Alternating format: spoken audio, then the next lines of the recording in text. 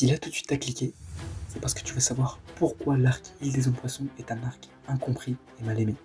Eh bien t'as bien cliqué, parce que tout de suite je vais te dire en quoi cet arc surpasse bien d'autres en termes de symbolique. Si t'as pas le One Piece, en gros, cet arc est le tout premier de la partie post-ellipse. Dedans, les Mugiwara se rendent à bord du Thousand Sunny sur une île sous-marine à 10 000 mètres de profondeur. Elle est habitée par deux espèces, à savoir les hommes poissons et les sirènes. Mais c'est l'unique moyen de traverser la Red Line sans passer par Marie-Joie. Et avant que je te donne mes arguments, n'hésite pas à t'abonner et à liker, car c'est gratuit et ça me donne énormément de force pour continuer. Merci du soutien.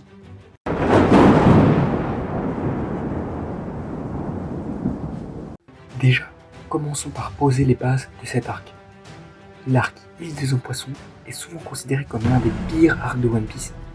Les principaux défauts qu'on lui donne sont les combats sans tension, en méchant, donc Oddie Jones, qui paraît faible à part quand il est sous stéroïdes, un arc trop long pour ce qu'il est, paraissant fade après Marineford, et qui contient trop d'exposition. Mais si ces critiques sont vraies, elles ne parlent que de l'action. Or, cet arc ne cherche presque jamais à raconter une histoire de combat. C'est pour ça qu'il ne plaît pas aux pseudo-fans de One Piece, qui ne recherchent que ça dans le manga. Et justement, je pense que c'est exactement pour ces raisons que beaucoup sont passés à côté de ce que voulait raconter Eiichiro Oda. Du coup, en 5 parties, je vais vous montrer pourquoi cet arc est probablement l'un des plus symboliques du manga. Et après ça, je pense pas que vous regarderez l'île des hommes poissons de la même manière.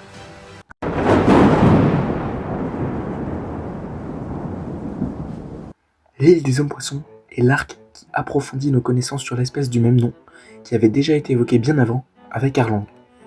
Là, on apprend le flashback des Sun Pirates. En effet, il y a 15 ans, l'équipage du Soleil de Fisher Tiger montrait au monde entier que la race des hommes poissons était loin d'être une race inférieure. Après la mort de ce dernier, Arlong méprisa les humains, si bien qu'il s'empara de plusieurs villages, dont celui de Nami, et suite à la défaite d'Arlong, Oddie Jones créa un nouvel équipage avec ses amis d'enfance et reprit son travail. Du coup, on voit que le racisme des humains envers les hommes poissons conduit à leur haine, ce qui crée un cercle vicieux, opposant idéologiquement deux espèces totalement différentes. Et d'un point de vue politique, c'est dingue à quel point cet arc reflète la réalité. On a des gens qui, par la peur des autres, de par leur apparence, les rejettent, peu importe leur personnalité. Et en face, on a des gens qui, considérés comme inférieurs, ne peuvent user que de ce qui leur reste, c'est-à-dire de leur haine, pour résister face à cette oppression. Aussi, il y a 10 ans, la reine Otohime voulut répandre la paix entre les humains et les hommes poissons. Malheureusement pour elle, la totalité de ses accords furent brûlés, et dans le feu de l'action, celle-ci se fit tuer par Oddie Jones, qui à l'époque était un garde de l'armée de Neptune, sans que personne n'ait eu le temps de voir quoi que ce soit. Par là, on a la preuve irréfutable de ce fameux cercle vicieux. On a du racisme qui conduit à la haine, puis ces deux éléments se transmettent de génération en génération. Et certes, il y a des personnes ouvertes et éclairées, mais c'est toujours la haine qui l'emporte sur l'amour. Déjà, avec ça, on part sur de très bonnes bases, sur un lieu chargé d'histoire et de martyrs, un lieu symbolique. L'île, ici, ne sert que de décor d'ailleurs fabuleux, mais qui cache pourtant de lourds secrets.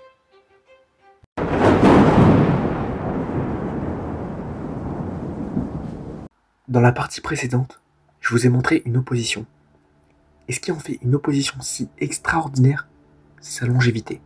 On a deux visions, celle de la paix et celle de la haine. Successivement, Fisher Tiger, Otohime et Jinbei sont les partisans de la paix. En effet, Fisher Tiger, même s'il détestait les humains, protégeait leurs enfants, venait à leur secours. Et de l'autre côté, on a Arlong puis Oddie Jones, les partisans de la haine. Et si je me souviens bien, à la fin de l'arc, Jinbei parle lui aussi aux jeunes pour, entre guillemets, leur passer le flambeau. Du coup, on n'assiste pas juste à quelques événements de ségrégation raciale, mais bien à une haine qui s'étend sur plusieurs générations. Et chaque camp nourrit la haine de l'autre.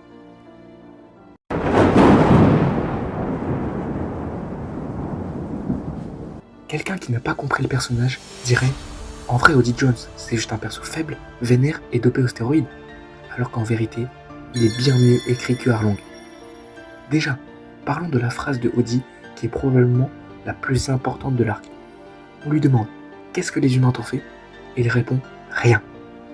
Cette scène change complètement le personnage. En effet, Oddie ne déteste pas parce qu'il a souffert, il déteste parce qu'on lui a appris à détester. Et là, Oda montre que la haine peut être héritée sans expérience personnelle. Et ça, c'est un message extrêmement puissant. Beaucoup disent que Odi est nul. Alors, ok, peut-être. Mais qui a dit qu'un bon antagoniste devait nécessairement être puissant, en tout cas par la force? C'est justement là qu'Oda s'émancipe des traditions et qu'il renverse la tendance. En effet, Odi n'est pas censé être Doflamingo, Crocodile ou encore Kaido. Non, il représente une idéologie. Il est vide et sa force vient uniquement de sa haine. En plus, il n'a pas de rêve, pas de véritable ambition, pas de passé tragique. Non, c'est juste une sorte de flamme olympique de la haine envers les humains. Et ce sont toutes ces raisons qui font de lui un antagoniste très bien écrit.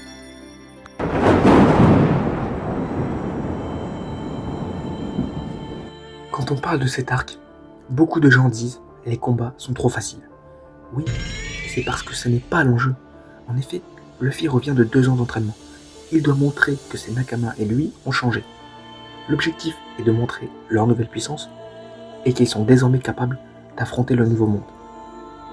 Les combats servent surtout de démonstration de puissance. Mais c'est pas tout. Si Odi est un si bon antagoniste, c'est aussi parce qu'il est l'exact opposé de Luffy. Le pirate au chapeau de paille poursuit le rêve de devenir le roi des pirates. Son credo est la liberté. Il est plein d'ambition et de détermination. Alors que Odi, lui, n'a pas de rêve, ne vit que pour la haine et ne poursuit pas de but précis. C'est ça qui fait de Odi Jones un si bon antagoniste, très très bien lié avec le personnage principal. Mais, une petite question. Est-ce que vous vous rappelez de la prédiction de Shirley? Oui, celle selon laquelle Luffy devait être amené à détruire les Taisons Poissons. Et bien ça, c'est ce qui rend l'arc encore plus beau. En effet, l'île doit, selon la prophétie, être détruite par son sauveur, ce qui est totalement contradictoire. Du coup, ça crée un lien avec la suite de l'histoire. Parce que, même si la prophétie n'a pas été réalisée dans l'arc respectif, peut-être que Luffy va vraiment faire cet acte dans le futur. Et cette prophétie, elle rend l'arc encore plus significatif pour la suite de l'œuvre.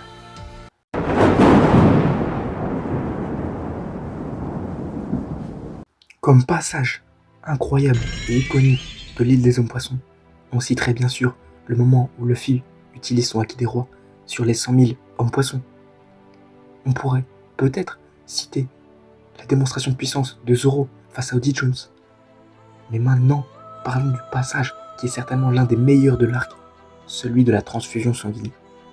En effet, pendant des décennies, les humains et les hommes poissons avaient l'interdiction de se faire des dons de sang. Ici, dans cet arc, Jinbei donne directement son sang à Luffy. Cet acte est énorme parce qu'il sauve quelqu'un, mais pas n'importe qui, un homme différent de lui, un homme qui est d'une race différente.